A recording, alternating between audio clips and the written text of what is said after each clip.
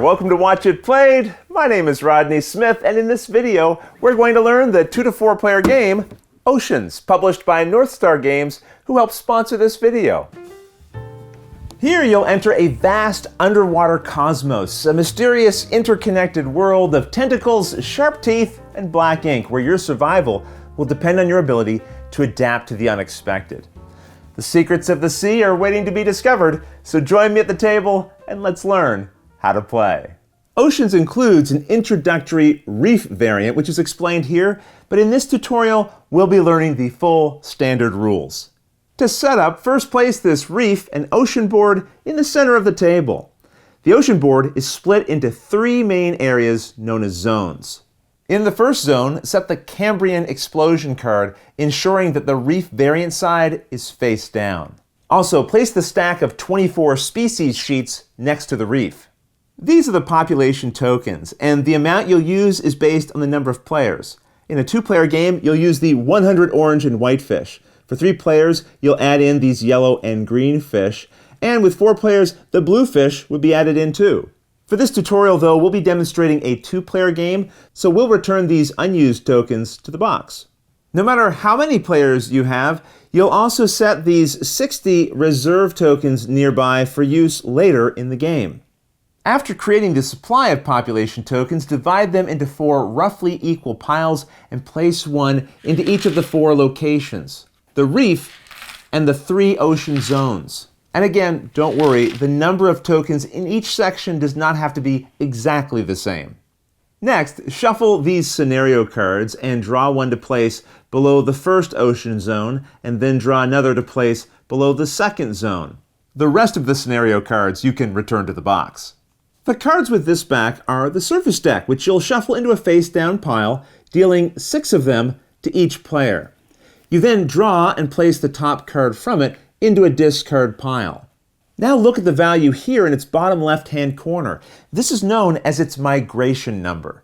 Move a number of population tokens equal to that number from both the reef and the first ocean zone into the third ocean zone. The cards with this back make up the deep deck, which you'll shuffle into a face-down pile and then draw 2 cards from it to place face-up side by side. These are known as the gene pool. Each player now collects a player screen to set in front of themselves, and then the player who can hold their breath the longest is chosen to be the first player. Or you can just choose randomly. Play order then continues clockwise around the table. Now, using the chart found in the rulebook, which is also being shown on screen, each player collects the related bonus token to put behind their screen. So in this 2-player game, the first player takes the 4-point token, and the second player gets this one. The rest can then be returned to the box. The bonus tokens help balance out advantages provided to players who go later in the turn order. And that's the setup. Oceans takes place in an ever-changing ecosystem where food is scarce and predators are lurking all around. Over the course of the game, players will develop and evolve their own unique species, which will earn them points from the food that they consume. And the player who manages to collect the most food wins. The game is played over a series of turns, starting with the first player and then going clockwise around and around the table. And on your turn, you'll complete 4 phases, starting with the playing cards phase, in which you'll play a single surface card from your hand. And these can be used in one of 3 possible ways. One option is to introduce a new species with it, putting one of these species sheets from the supply into the play area in front of you so that the dark blue line runs down its left side. To the left of that, you then place the card that was used from your hand to create this new species, and this becomes its first trait. Later in the game, when adding a new species, it can go to either the left or right of current species you already have in play. Or if you already have at least 2 species, then a new one can be placed between them. Traits like this one will help define the special abilities of your species by giving them unique powers and values as represented by the numbers and text here. We're not going to go over all the various effects you might encounter, as they're explained on the cards themselves and in the included reference guide, which you can refer to as necessary. When playing a card during this phase, rather than creating a new species, It could instead be added to one of your existing species, giving it an additional trait. To add a new trait, place the card to the left of a species you already have, and this new trait becomes active immediately. Now, unless a card in play says otherwise, like this one just happens to, each species may have a maximum of 3 traits, and this could include duplicate copies of the same trait, which then duplicates that effect. So while, again, 3 is the normal maximum number of traits, this particular species would be able to have 2 extra traits on top of that because of these 2 speed effects. The active player may also remove any number of traits from their species during this phase, putting them into the discard pile, if they wish. Now, if they do this, they reevaluate the board state after each trait is removed to determine if any other changes need to be made.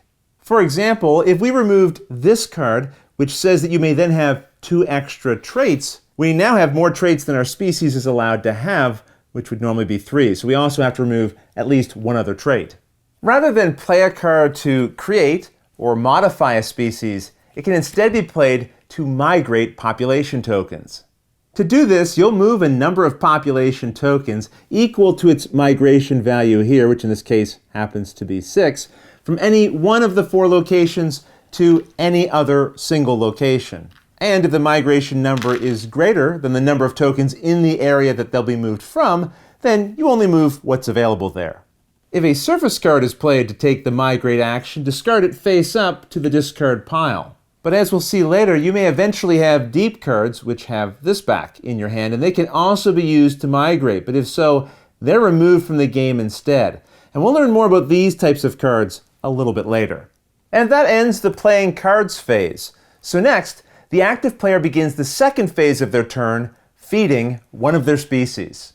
To feed, select one of your species to either forage from the reef or attack another species. You can even choose to attack another of your own species.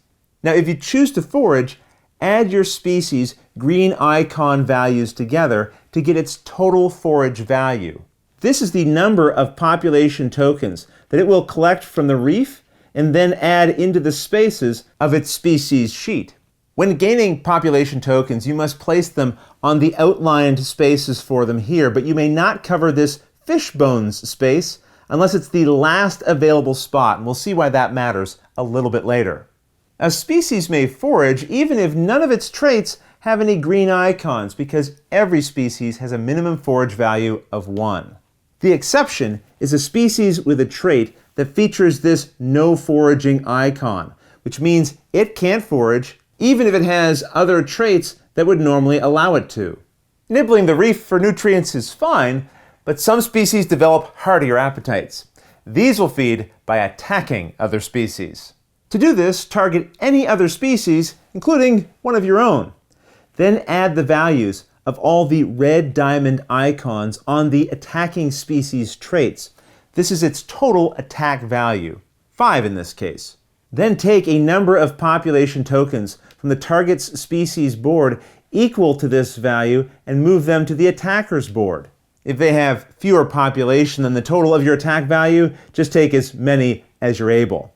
Now, similar to foraging, a species may attack even if it doesn't have any red attack icons, because every species is considered to have a minimum attack value of 1. The exception to that is a species with this no attacking symbol. It cannot attack even if it also has traits that do have attack values.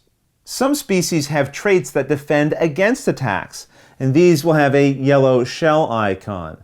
To defend against an attack, the targeted species adds the value of all of their shell icons and reduces the number of population tokens they would lose from the attack by that amount. Now please note, this doesn't reduce the attacking species' attack value, just the number of population tokens that the target will lose. In this case, we have an attack value of 3 and a defense value of 2, so only 1 population token will be transferred. Players should also be aware of the following requirements when feeding, which affect both foraging and attacking. A species may only forage or attack if doing so would take at least 1 population from its target, and it has to have at least 1 open space on its board. In this situation, for example, the species here could not attack this one because it only has an attack strength of 2, and the defense here is 2. Perhaps then it would forage if able.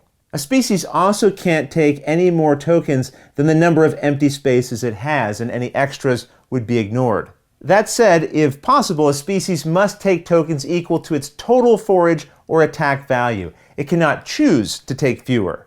In the actual ocean, when a species goes on a feeding frenzy, its neighbors may benefit from the resulting food scraps, and this happens in the game as well. All of the species that the players create in the game of oceans are considered to be sharing the same environment, which is why the placement of these sheets matters. For example, this species of mine is considered to be next to this one. But my leftmost species is also considered to wrap around and be next to this player's rightmost one, and then this continues around the table. Another way to think of it is that this species here is between this one, and the one here is between this one and this one. This is important because some traits increase your species' population when an adjacent species feeds, even if that feeding species belongs to another player. For example, the trait here on this species gives it population tokens equal to the total inside of this blue gains icon if its arrow here is pointing directly to an adjacent species that has just been attacked. You'll also find that explained in the text here.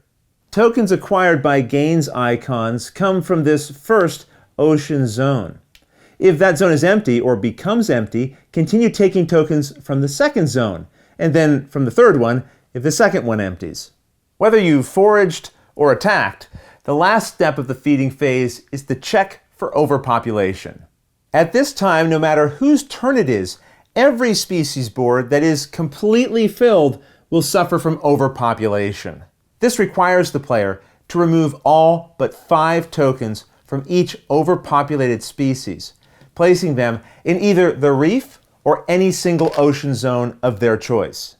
If a species chosen to feed during a player's turn overpopulates when resolving its own feeding, it may not feed again that turn, even if it has a trait that would normally allow it to, like this tentacled one.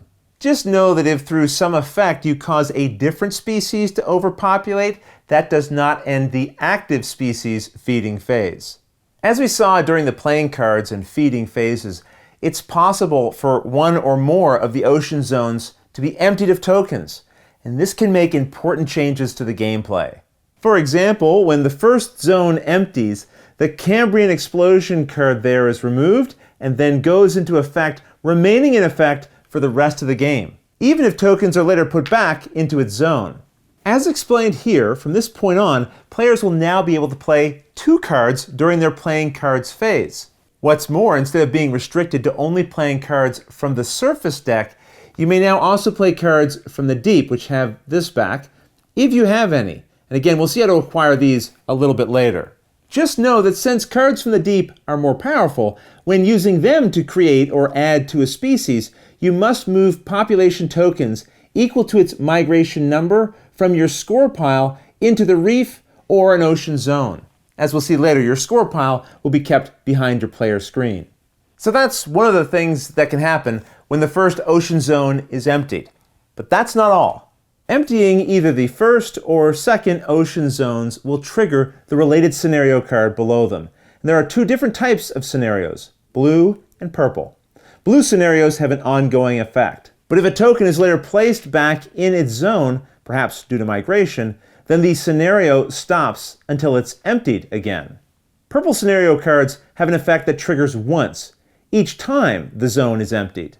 Just make sure you resolve all other effects like overpopulation and gains before you activate any scenarios, because those other effects might put tokens back into an ocean zone, preventing the scenario from ever going into effect. And with that understood, let's recap. On a player's turn, they begin by playing 1 surface card from their hand, or 2 cards if the Cambrian explosion has occurred. If the explosion has occurred, they may also play deep cards during this phase. Then, it's the feeding phase, where they pick one of their species to feed, and then after, check for population. With that done, the feeding phase is over, and you move to the aging phase, which we'll learn about next. Here, you remove one population token from each of your species, putting them behind your player's screen, which is known as your score pile area. If the Cambrian explosion had been triggered, you would move 2 population tokens from each instead, as you're reminded of here. If a species has fewer population tokens than can be removed due to aging, you remove as many as possible. And a species that did not have enough tokens to fully pay for the aging process, as this one didn't, then goes extinct. Let's say, though, it had had exactly 2 population tokens with the Cambrian explosion in effect. It would then have to remove both of them, and yes, this is now empty, but the aging cost was fully paid, so the species doesn't go extinct. Here's something really important to understand. A player's species can only go extinct on their own turn. If a species would lose more tokens than it can pay during another player's turn, for example, when it's attacked, it does not go extinct. The owner of a species only loses it if it cannot pay the necessary food tokens during the aging phase of their own turn. When a species does go extinct, discard all of its traits and return its species board to the central supply. Remember, even though only one of your species will feed on each of your turns, all of your species will age. And with aging done, you then complete the drawing cards phase by drawing cards from either the deep and/or surface decks in the following order. First, you may choose to draw cards from the deep deck. To do this, either draw 3 face-down cards, selecting 1 to keep, and then placing the others on each of these piles face up, which are known as the gene pools. Or instead, you could draw the top card from either gene pool. Now, if doing this causes a gene pool to empty, immediately restart it with the top card of the deep deck placed face up. Although cards obtained from the deep cannot be played until after the Cambrian explosion has been triggered, you may still draw cards from it during your draw cards phase if you wish. And after drawing a deep card, or not, you may then discard any number of surface cards from your hand. Though cards from the deep may not be discarded. This means once you get these, you're going to have to hang on to them until you're able to play them. Finally, you then draw from the surface deck until you have a total of 6 cards in hand. And this total includes cards from both the surface and the deep. And if the surface deck would ever run out when you're trying to draw from it, just shuffle its discard pile into a new deck. With the drawing cards phase complete, that player's turn is now over, and then the player on their left takes the next turn. Play then continues until the 3rd ocean zone has no population tokens. When that happens, place the 60 reserve tokens into that 3rd ocean zone. The game will continue, but then end once the player seated to the right of the first player has completed their turn. This ensures that everyone will have had an equal number of turns during the game. And with the game over, it's now time to determine each player's final score. Players score 1 point for each population token behind their player's screen, and a point for each token on their species boards, and the points on the bonus token that they received during the setup. The player who now has the highest score wins. In the case of a tie, the tied player with the most total traits attached to their species wins. If there's still a tie, the first person to get a job on a fishing boat in Alaska is the winner. And yes, that is quite literally what the rules say. And that's how you play Oceans. If you have any questions at all about anything you saw here, feel free to put them in the comments below, and I'll gladly answer them as soon as I get a chance. You'll also find forums for discussion, pictures, other videos, and lots more over on the games page at Board Game Geek, and I'll put a link to that in the description below. And if you found this video helpful, please consider giving it a like, subscribing, and clicking that little bell icon so you get notification anytime we post a new video. But until next time, thanks for watching.